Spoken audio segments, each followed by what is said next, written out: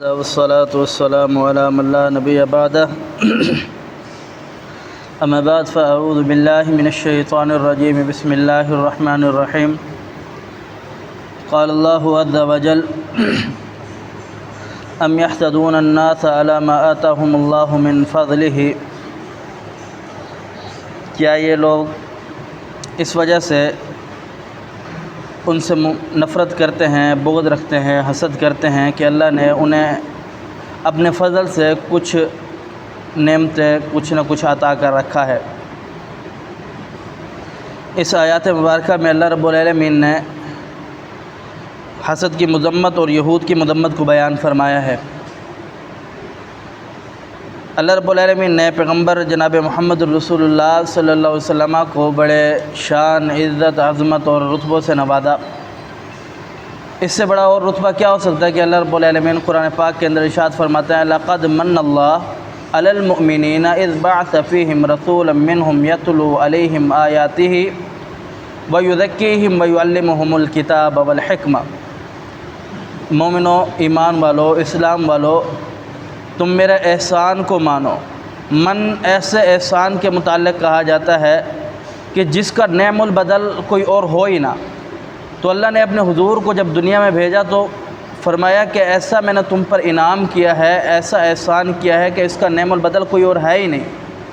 باوجود اس کے کہ جو میں نے آپ کے سامنے پہلے آیات پڑھی ام یحسدون الناس علی ما آتاہم اللہ من فضلہ، کہ اللہ رب العالمین فرماتا ہے کہ یہ لوگ اس وجہ سے ان سے نفرت کرتے ہیں، بغض رکھتے ہیں، حسد کرتے ہیں کہ اللہ نے اپنے فضل سے انہیں کچھ نہ کچھ عطا کر رکھا ہے۔ یہ آیات یہود کے متعلق نازل ہوئی۔ یہود جو تھے وہ رسول اللہ صلی اللہ علیہ وسلم سے اور مسلمانوں سے نفرت کیا کرتے تھے، اس وجہ سے کہ وہ رسول اللہ صلی اللہ علیہ وسلم ان کی قوم میں سے نہیں آئے، بنو اسماعیل میں سے آئے ہیں۔ تو اس وجہ سے وہ رسول اللہ صلی اللہ علیہ وسلم سے اور مسلمانوں سے بغض اور حسد کیا کرتے تھے۔ اب ذرا سوچئے یہ حسد کتنا بڑی بیماری ہے۔ دنیا بھی برباد ہو گئی، دنیا کے اندر بھی قرآن پاک کے اندر اللہ رب العالمین نے جا بجا ان کو لعنتی قرار دیا ہے، اور آخرت بھی برباد، آخرت میں یہ جہنمی ہے۔ تو انہوں نے صرف حسد میں آ کر کے اپنی دنیا آخرت دونوں تباہ کر دی۔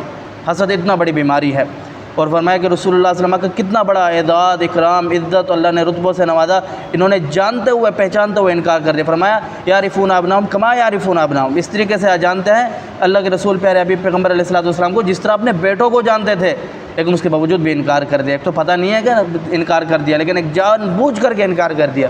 حسد فرمایا کہ جناب یوسف علیہ الصلوۃ والسلام کی زندگی کو دیکھے ان کے بھائیوں نے کیوں ان سے نفرت کی، کیا بگاڑ پیدا ہوا کہ ابا ان سے زیادہ محبت کرتا ہے جبکہ طاقتور ہم زیادہ ہے۔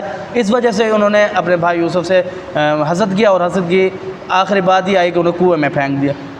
تو یہ حسد اتنا بڑی بیماری ہے۔ رسول اللہ صلی اللہ علیہ وسلم کی حدیث ہے، آپ علیہ الصلوۃ والسلام فرماتے ہیں لا تحاسدوا ولا تباغضوا ولا تجسسوا ولا تحسسوا ولا تناجشوا کونوا عباد اللہ اخوانا۔